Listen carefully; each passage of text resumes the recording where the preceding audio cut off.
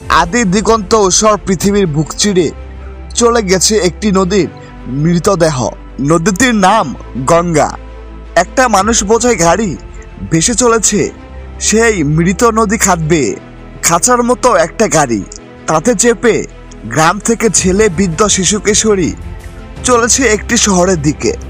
এক বুক টেস্টটা বুকে চেপে নিয়ে সবাই গন্তব্যে যাচ্ছে।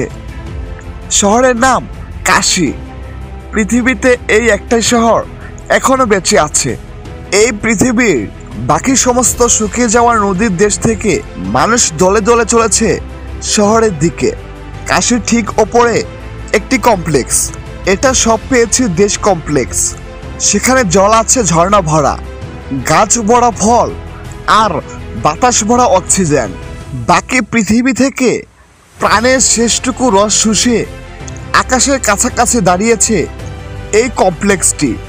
আর শক্তিশালী কাঁটাতারে বেড়া দাঁড়িয়ে আছে কমপ্লেক্সের বড় লোক ও বাকি পৃথিবীর তৃষ্ণার্ত ও ধুলোমাখা মানুষগুলোর মধ্যে।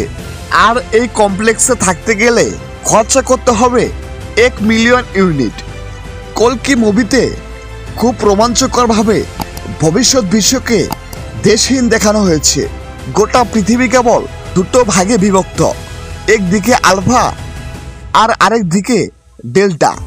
আলফাতে থাকে কমপ্লেক্সের শাসক ও বড়লোক শ্রেণী, আর অন্যদিকে ডেল্টাতে থাকে বাকি পৃথিবীর ধুলোমাখা জনপিণ্ড। এদের আর আলাদা দেশ নেই।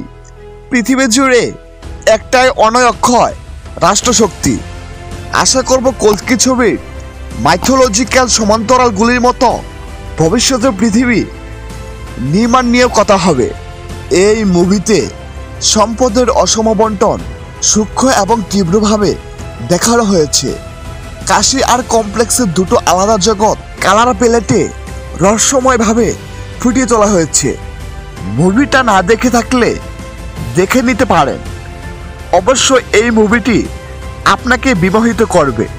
কল্কি মুভিটি বলিউডের ইতিহাসে সর্বোচ্চ গ্রাফিক্স এর মর্যাদা পাবে খুব শীঘ্রই। মুভিটি দেখে না থাকলে এখনই দেখে নিতে পারেন। আর এই মুভিটির লিঙ্ক লাগলে অবশ্যই কমেন্ট করে জানাবেন। ধন্যবাদ সবাইকে।